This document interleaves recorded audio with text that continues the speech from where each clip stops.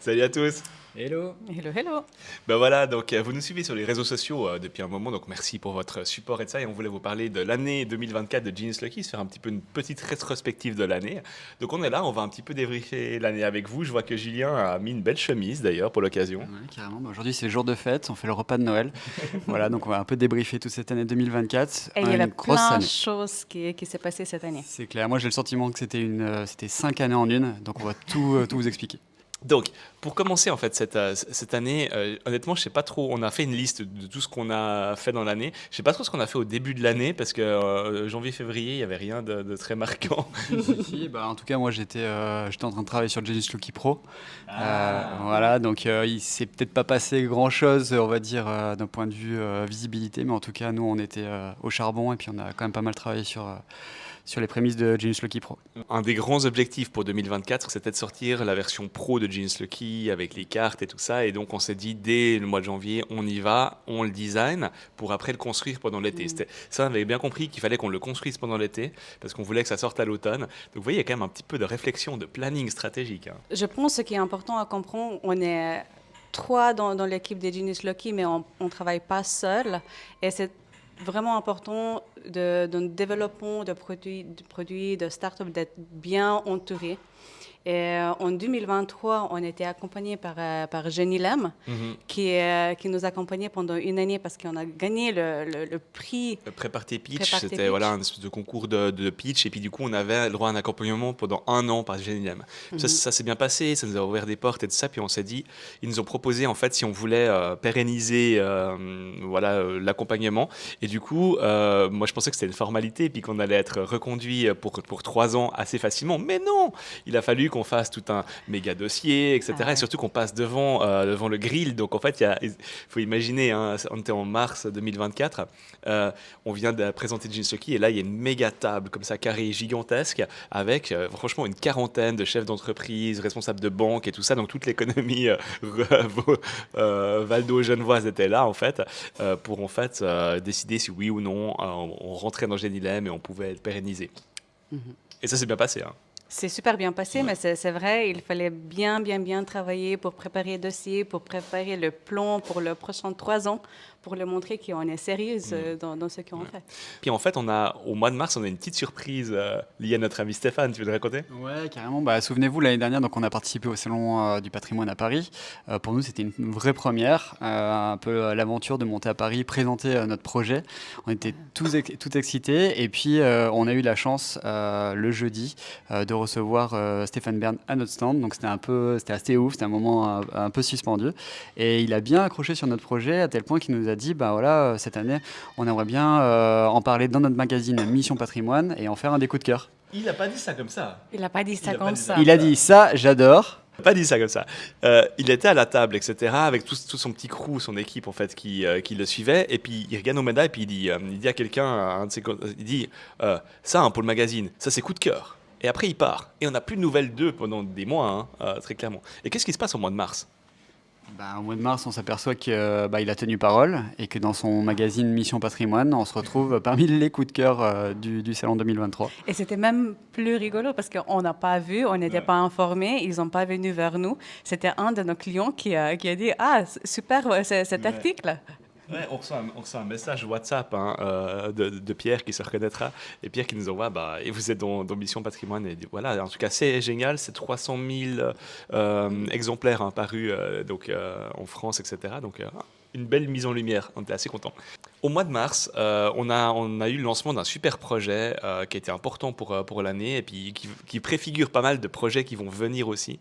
C'était un projet pilote avec région Nord-Vaudois qui englobe 70 communes. Ouais, donc c'est l'ADNV, Association du développement nord-vaudois, 70 communes. Et puis on a fait le premier pilote avec les 2 premiers villages, en fait, avec l'idée d'étendre à 70 Et villages. pour lancer le projet, on a animé l'atelier participatif avec eux. Ouais. C'était chouette, hein. On a eu donc des représentants de plusieurs villages, etc., qui sont appropriés l'outil, puis qui ont imaginé, donc dès le mois de mars, comment ils allaient créer des parcours et mettre l'outil en place dans leur village. Et puis, ça s'est bien passé, quoi. Ils ont tout de suite... C'était super. Il y avait un bel apéro aussi, c'était chouette. Donc, on espère qu'on refera beaucoup plus de projets comme ça, évidemment. Et puis, donc, au mois d'avril... Aiglé, on est allé à Berne. Oui, on allait à Berne parce qu'en fait, on était tellement contents de notre participation au Salon du patrimoine à Paris. On a cherché le salon en Suisse. Ouais, c'est ça. Donc, en fait, il y a un peu l'équivalent du Salon du patrimoine du Louvre qui est à Berne, qui s'appelle Cultura. Alors, c'est pas exactement l'équivalent, hein, c'est beaucoup plus petit, il y a quand même beaucoup moins de monde, etc. Mais ce qui était intéressant, il y avait tout un volet très B2B. En fait, on a rencontré des spécialistes du secteur. Et je pense qu'une rencontre très importante pour la suite, c'est qu'on a rencontré les gens de Mémoriave, qui est une association qui valorise les archives audiovisuelles au niveau suisse, qui est supportée par la Confédération. Et eux, ils ont hyper accroché sur l'outil, etc. Et ils nous ont proposé des choses que vous verrez plus tard dans cette vidéo. Mais grâce à eux, il y a un peu de grandes choses qui ont démarré. Rappelez-vous, en 2022, on avait fait un pilote avec la Salévienne, qui est une association du patrimoine qui se trouve dans le Genevois français. Et suite à ça, ils en ont parlé aux différentes communes qui se trouvent autour du Salève et qui comprennent des communes suisses et françaises. Et du coup, il y a un projet de valorisation de cette partie-là qui va être mis en place courant 2025. Ouais, c'est un gros projet en fait, ça s'est vraiment fait organiquement en fait. C'est vraiment il y a une personne un peu centrale qui a rassemblé plein d'associations, des communes, etc. Et c'est assez spontané quoi, la manière dont ça s'est fait. Donc, ouais, je trouve hyper intéressant en tout cas que ce soit un projet qui intègre aussi bien des communes suisses et des communes françaises, parce qu'il y a pas mal de choses à raconter. Ouais. Et il y a une centaine de médailles qui vont être positionnées, donc c'est cool. Exactement, donc nouveau un super projet, donc ça s'appelle Mémoire du Genevois, Patrimoine du Genevois. Patrimoine du Genevois. Et puis alors en juin, Aiglé, explique-nous un peu Venture. Bon, en 2023, on a participé à beaucoup de concours. Ça marchait assez bien. Du coup, on s'est dit, on va tenter notre chance pour s'inscrire au grand concours de start-up en Suisse. Ouais, c'est vraiment le plus gros. Hein. C'est le plus gros et le plus important. Le plus effrayant. Je dirais. Donc voilà, donc on se retrouve à envoyer Venture, parce qu'il faut bien comprendre, c'est qu'on est une start-up, bien sûr, on est une start-up digitale, mais dans le domaine du patrimoine, et puis c'est quand même beaucoup de start-up très universitaires qui font Venture, ou dans les biotech, des trucs comme ça. Ouais, donc... c'est très sérieux, hein. Il faut préparer un bon dossier, il faut faire vraiment tout le tableau de trésorerie, il y a plein de choses. Super carré. C'est vraiment sérieux, dur. Et du coup, on est sélectionné comme... de fil en aiguille, on avance et on devient finaliste de ce truc. Enfin, pas finaliste, on devient deuxième round. Oui, on a passé au deuxième round. Il y avait, je crois, 8 startups dans notre dans chaque catégorie. Verticale. Il y avait 5 verticales en tout. Il y avait 8 startups par verticale. On est l'une des 8 startups de notre verticale. Et aussi, en fait, on a eu la chance d'être sélectionnés pour participer à notre concours qui est branché au Venture pour le prix du public. Le prix du public, exactement. Puis en fait, on s'est dit, là, on tient notre chance parce que clairement, on était une des 8 startups et il y en avait certaines qui sauvaient le monde ou des machines futuristes, ou des technologies médicales, etc. Et puis nous, en fait, on sait qu'on a quelque chose qui parle au grand public. Donc on a mis beaucoup d'espoir là-dessus. Puis donc on a fait le tour, donc le deuxième round où là ça se passe avec un jury. On a été à Zurich pour pitcher devant un jury des top CEO en Suisse, etc. Globalement ça s'est bien passé. Je crois vraiment que ça a bien marché. Mais au final on n'a pas été retenu comme l'un des 3 finalistes de notre catégorie. Parce qu'ils ont pris des très bonnes startups, Hello Weepot, voilà, qui ont été sélectionnés. Mais par contre, ils nous ont tout de suite dit, par contre, on vous a sélectionné pour le prix du public, où là, vous allez être en compétition. Il y en a une par catégorie, donc il y a 5 startups ou 6 en compétition sur le prix du public. On était en compétition avec startups qui sauvaient les bébés, les vies de bébés en Afrique. Ouais, exactement. Donc, il y a vraiment des startups vraiment incroyables. Ouais. Et puis, franchement, au départ, on s'est dit, on n'a aucune chance, mais... Ils ont tourné des super vidéos, ils sont venus sur place avec un super caméraman, etc. Ils ont filmé des vidéos. Et puis donc c'est Aiglé qui a fait le pitch et tout ça dans cette vidéo.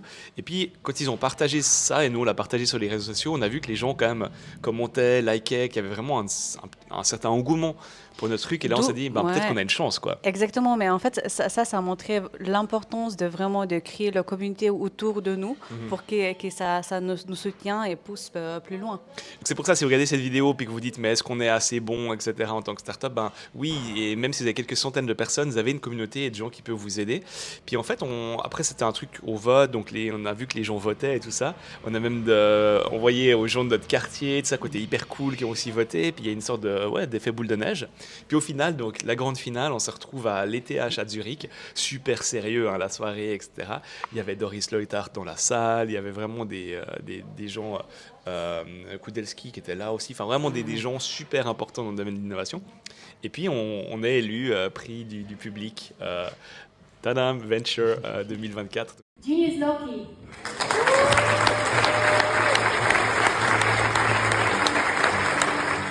C'était vraiment C'était vraiment cool. Ouais. Donc on avait ces belles médailles qui sont un peu moches entre nous, soit dit, elles sont pas terribles, mais même t'es hyper fier de les avoir, quoi. Ouais. Ouais, Venture, c'était quand même... Et aussi pitcher en anglais, tout ça, c'est pas rien, hein, de faire ça, donc sacrée expérience, ouais, que je recommande à fond. Et on a mis le paquet quand même sur le slide deck. Hein. On avait fait une keynote de folie. Je peux vous dire que j'ai passé au moins une semaine à faire une keynote qui déchire. Quoi. Ouais, c'est clair, il a épuisé le logiciel, quoi. Mais du coup, beaucoup de travail, mais ça vaut la peine. Ouais, ça a payé. C'était une super mise en avant, quoi. Mais du coup, on a passé l'été pour construire Genius Lucky Pro. Et après, à fin d'été, on a eu un surprise assez important. Ouais, une chouette surprise. Je reçois l'email d'une journaliste, Fanny Moy, merci à elle, qui avait repéré Genius Lucky et puis qui dit c'est l'été, on fait des reportages un peu plus culturels, etc. Et puis du coup, moi j'aime bien ce que vous faites et j'aimerais refaire un reportage sur Genius Lucky au 19h30. Donc si vous êtes français et que vous ne connaissez pas le 19h30, c'est l'équivalent du 20h en France, sauf que ça passe à 19h30 en Suisse.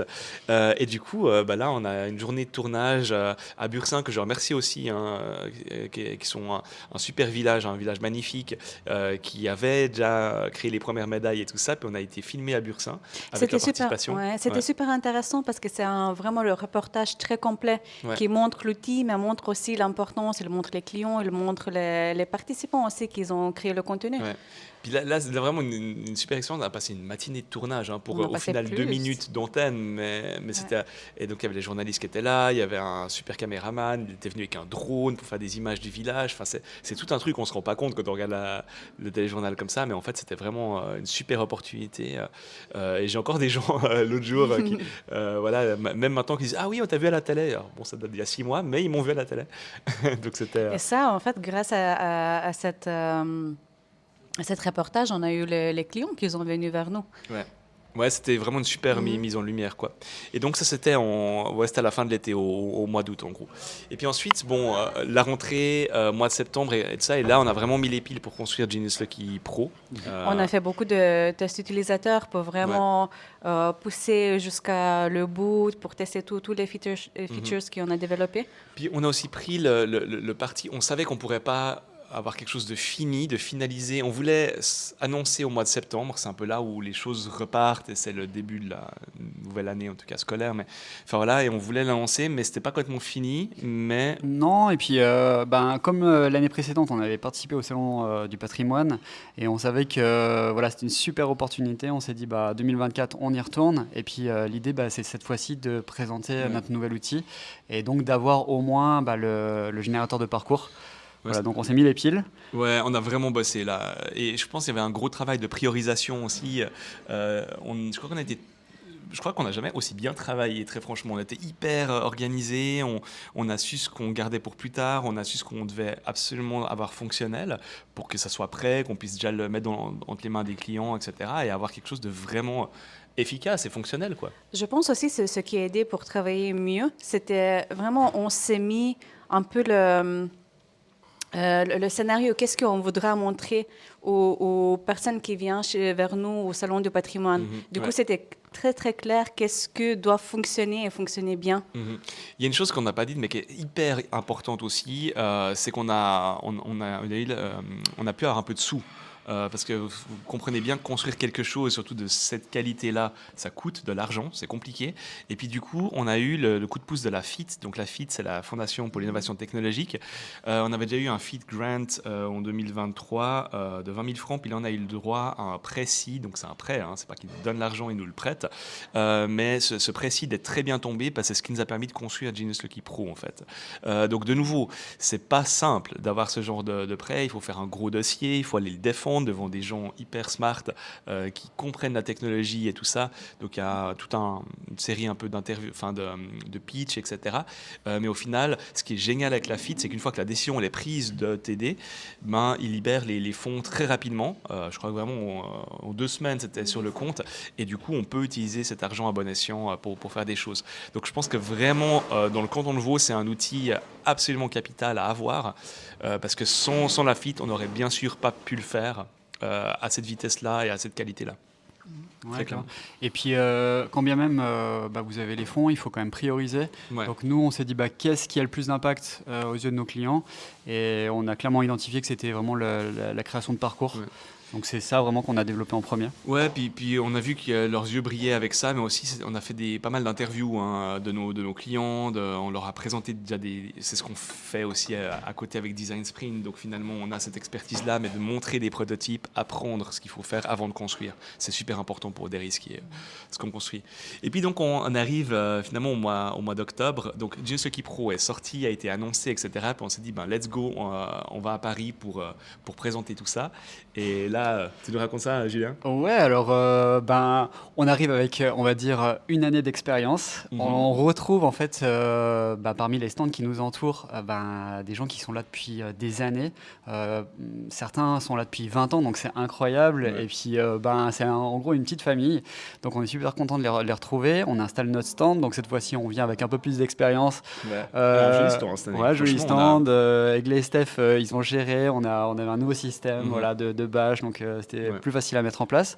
On remercie aussi au passage l'Arcam qui nous ont aidés aussi un peu financièrement pour qu'on puisse créer le stand et tout ça. C'est important de le notifier. Donc pour rappel, le Salon du patrimoine à Paris, ça se trouve au Carrousel du Louvre, donc c'est un lieu quand même qui est mythique, on est vraiment juste à côté de l'entrée du Louvre. Ouais. Donc on a pu également en parallèle le visiter, et puis ça dure 4 jours, c'est 4 jours qui sont hyper intenses, il y a énormément de gens qui passent, et la première journée c'est une journée qui est, on va dire, plus dédiée aux professionnels, aux journalistes et aux politiques qui passent faire des petits coucous. Voilà, il y a en fait pas mal de députés qui viennent, il y a des gens assez importants dans ce monde du patrimoine. On commence aussi maintenant à s'y bien connaître, à se faire un petit réseau, à reconnaître les personnes. Et puis donc là, comme la première année, il y a un peu une sorte d'effervescence. Tu dis qu'on arrive à comprendre, connaître les personnes. Pour de vrai, ils viennent vers toi, mais ils ne s'annoncent pas qui ils sont. Oui. Du coup, il y a plein de personnes qui en connaissent. On parle à beaucoup de gens, on ne sait pas toujours qui est qui, et en fait c'est vrai qu'il y a quelque chose d'un peu français, c'est qu'ils révèlent qui ils sont, qu'après 15 minutes de présentation ils font « mais en fait je suis le marquis de... » enfin, voilà. Le châtelain, j'ai 2 châteaux que je suis en train de rénover. C'est un peu ça. Mais on commence quand même à reconnaître les personnes, à savoir qui sont les gens importants, puis à se faire un petit peu notre place dans cette famille-là. Et là, on sent, il y a de nouveau une effervescence qui est en train de monter, parce qu'il y a des gens importants qui sont en train d'arriver. Puis on se dit, c'est Stéphane Bern. On sait que Stéphane Bern, il vient, puis on l'avait déjà rencontré l'année passée. Oui, parce que Stéphane Bern, il est représenté au travers de sa fondation, qui est la Fondation du patrimoine. On sait qu'il est là tout le temps, c'est un résident au Salon du patrimoine, mais il est souvent accompagné de ministres, et on s'est dit peut-être qu'on va voir la ministre de la Culture. Ouais, on l'avait vu l'année passée. Alors cette année, c'est Rachida Dati, qui est un peu plus connue que Rima Abdul Malak de l'année passée. Et puis, on s'est dit, on va peut-être voir Rachida et Stéphane Bern. Et en fait, il y a un bruit de couloir qui dit oh, « mais il y a aussi Brigitte Macron qui est là !» Puis on fait « ah, waouh, ok, Brigitte Macron est là, cool !» Et du coup, moi, je suis au stand, en train de filmer comme ça, parce qu'on voit la délégation qui arrive au loin, comme ça, et il y a des gardes du corps, tout ça. Je suis en train de filmer comme ça. Et d'un seul coup... C'était pas prévu sur le truc. Tout est écrit dans la puce. Ils ont suivi. Ils peuvent mettre aussi des archives, des vieilles photos, ils peuvent intégrer de la vidéo, avoir des témoignages d'anciens. Et en fait, ils nous amènent, donc il y a Stéphane Bern en personne qui nous amène, Brigitte Macron et Rachida Dati, qui sont restés... qui étaient là à notre stand, quoi. Ouais, ils sont restés 10 minutes 10-15 minutes. 10-15 minutes. Et ça se dit comment ça? Du Ledgeret, c'est un lieu en Suisse. Ah, c'est la Suisse? Non. Alors, là, vous aurez pas tous les secrets. Le plus drôle, c'est Stéphane Bern qui présente notre outil à Brigitte Macron. Ouais, c'était chouette. C'était un super moment, quoi.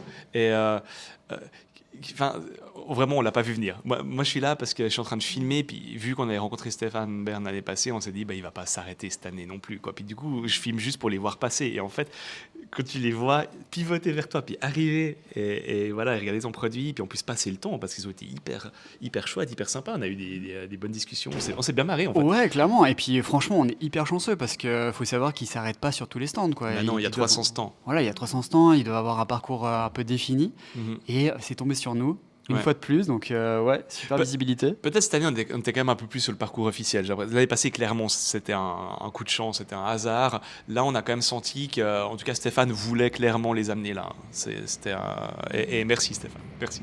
Si un jour tu regardes cette vidéo, merci. Et voilà, donc super expérience. Et au-delà de ça, de cette rencontre un peu people, je pense que voilà, c'est une année où on a fait de plus en plus de connexions, de plus en plus profondes. Et surtout, on commence à parler à un autre type de clients. Voilà, parce qu'on parle à des villes entières, des régions entières. Puis maintenant, avec le pro, on répond en fait complètement à leurs attentes. Ouais, complètement. On a même reçu des gens d'outre-mer, de Ouais. Guadeloupe et Martinique. Ouais. Donc qui sait, on va peut-être avoir des médailles Ça serait assez cool. Hein. Ouais. outre-Atlantique. Exactement, ouais, donc super expérience quoi. Et on espère bien retourner l'année prochaine. Et du coup, ça nous conduit, donc on en est au mois d'octobre, et puis en novembre, vous avez parlé en fait de Memoriave qu'on avait rencontré en avril à Berne. Parle-nous un petit peu de ce marché Memoriave, Aiglé. Et en fait, quand on l'a rencontré au Culture à Berne, ils nous invitaient au son marché. En fait, c'était la première année qu'ils ont organisé le congrès pour vraiment montrer l'importance de préservation de tout le patrimoine audiovisuel. Ouais, puis c'est vraiment une association qui est en fait financée par la Confédération suisse, donc un rôle très important dans la préservation des archives audiovisuelles, mais aussi dans leur valorisation. Et c'est en ça, quand ils ont vu nos médailles, ils se sont dit, mais c'est génial, on a tous ces trésors dans des bases de données voilà, qui sont numérisées, mais maintenant il faut que ça revienne à la population, c'est très important que les gens puissent voilà, en disposer, et puis surtout en disposer en contexte à l'endroit où ça les intéresse. Et du coup, ils ont tout de suite compris, et ils nous ont invités à ce marché, ce qu'ils ont appelé le marché Memoriave. C'était quand même quoi 300 personnes, un truc comme ça, 200-300 personnes, dans la halle où j'ai oublié le nom, mais c'est à Soleure, c'est au bord des quais. C'est très joli. Ouais, là-bas. c'est très très joli. C'est une halle historique, etc. Et donc là, il y avait vraiment tout le gratin du patrimoine, mais cette fois-ci du Il y avait côté aussi, suisse, quoi. oui, il y avait tous les représentants des archives de la Suisse entière. Des archives cantonales, mais il y avait des conseillers d'État qui étaient là. Il y avait, et puis il y avait aussi la conseillère fédérale en personne, donc Oui. Elisabeth Baumschneider, qui est aussi la responsable du département de la culture. Et là, on a eu aussi la grande chance de la rencontrer. Très sympa, elle est venue au stand, etc. On a pu discuter avec elle. Et puis, elle s'est aussi tout de suite, elle a très vite compris le but de l'outil et puis son potentiel. Et puis, c'était chouette de pouvoir discuter avec elle. C'est une dirigeante suisse, donc aussi plus facile à approcher qu'une dirigeante française. Hein. Bien sûr, il y avait moins de garde du corps et tout ça, c'était beaucoup plus informel. Mais c'était vraiment très important de pouvoir lui parler et vraiment génial, quoi. Ouais. Donc, un grand merci à Memoriave d'avoir donné cette opportunité. Parce que nous, en tant que start-up, on a beau avoir un très bon produit, c'est compliqué d'accéder aux bonnes personnes et puis d'avoir leur confiance et tout ça. Donc, ça passe par ces moments-là, ça passe par ces mises en relation. Et c'était hyper important et capital. Et nous, vraiment, on a un produit qui se veut européen, mais on commence par la Suisse. C'est très important qu'on soit aussi en Suisse allemande. Ouais. Mais c'est aussi important dans le start-up, on investit tellement d'énergie, tellement d'argent pour développer un produit et d'avoir l'opportunité de le valider, pas seulement avec un grand public, mais aussi avec le professionnel, ça a valeur incroyable. Et donc, on est au mois de décembre, donc fin de l'année, et on a des bonnes nouvelles, Aiglé. Déjà, on a fait ce qu'on a promis à faire, de finir le Genius Lucky Pro. Ouais. Et même plus, parce qu'il y a eu un petit bonus de dernière minute. Que Exactement. Steph nous a pondu comme ça, en utilisant un peu de l'AI et en essayant d'expérimenter. On s'est retrouvés, donc, comme je vous le disais, à avoir non seulement un tableau de bord pour gérer l'ensemble du parc de médailles, un générateur de parcours, des statistiques. And one more thing, je me suis dit ça serait top en fait d'avoir plutôt que d'avoir juste des statistiques, de l'avoir sous forme visuelle. Et on en parlait un peu dès le départ, d'avoir une sorte de carte de chaleur, une heat map en fait, des lieux les plus visités. C'était relativement simple à designer, mais j'étais pas certain que c'était possible techniquement de faire comme on voulait. Donc en bricolant un peu, en essayant avec des AI, etc., j'ai pu créer un proof of concept Donc un test en fait du truc qui fonctionnait bien. Et puis on a développé ça en un temps record. Hein. Je crois que c'est Complètement. Et puis, un mois. en plus, ce qui est génial, c'est que maintenant, on a assez de recul. Hein. Ça fait plus d'un an qu'il y a des médailles qui sont déjà installées, qui sont scannées. Et notamment dans le Genevois, on a pu se rendre compte finalement voilà, de cette carte de C'est un chaleur. super outil. Ça raconte en fait l'histoire. Donc ça montre en fait le trafic sur des lieux, ça montre l'intérêt que les gens portent au lieu. Et c'est un truc qui fonctionne au niveau régional, au niveau des villes, etc. Donc hyper excité par cet outil qui vient compléter le pro. Et puis la bonne nouvelle pour le pro, c'est qu'on commence à vendre, Aiglé. C'est toi qui fais la compta, donc c'est pour ça que Ouais, on a commencé à vendre le Genius Lucky Pro, qui on a lancé en octobre. Voilà, donc on l'a lancé il y a 2 mois. On a déjà les clients qui arrivent maintenant, qui nous signent pour des contrats avec le pro. Donc c'est vraiment génial d'avoir cette validation. Et donc pour 2025, on a des super perspectives avec Genius Lucky et Genius Lucky Pro. Hein. C'est bien emmanché tout ça. Ouais, complètement. Il y a une vraie traction de la part des communautés de communes. On sent que voilà, ça se fait par capillarité. Donc, on est déjà un peu implanté sur l'Arc lémanique. C'est en le train Nord maintenant de vaudois. s'ouvrir sur la région France, donc tout ce qui est Haute-Savoie, Auvergne-Rhône-Alpes, etc. On a aussi des contacts qui se font à Paris et dans d'autres régions de la France. Et puis voilà, c'est maintenant aussi les axes. On va pousser en Europe, on va pousser en Suisse allemande, etc. Donc voilà, c'est juste génial d'avoir un beau produit comme ça qui est prêt. Maintenant, on a Genius Lucky Pro, on a Genius Lucky. Et puis c'est énormément de belles perspectives qui s'ouvrent. Donc je me réjouis vraiment des prochains mois, quoi. Ouais, on se réjouit de le faire connaître un peu partout. Et vraiment un énorme merci pour la confiance que tous nos clients ils nous confient. Oui, exactement. Vous avez été super pendant cette année, pendant les années aussi précédentes. Mais on a besoin d'être soutenu, c'est important hein, en tant que start-up. On part un bon produit, mais il faut qu'il y ait une communauté autour. Donc, un grand merci de nous aider, de liker, de parler de ce qu'on fait autour de vous. Voilà. Sans vous, on ne serait pas capable de le faire. Donc, voilà. On vous souhaite une très belle fin d'année 2024, une belle année 2025 et à bientôt. Quoi. C'est de belles fêtes. Bye bye. Bye bye.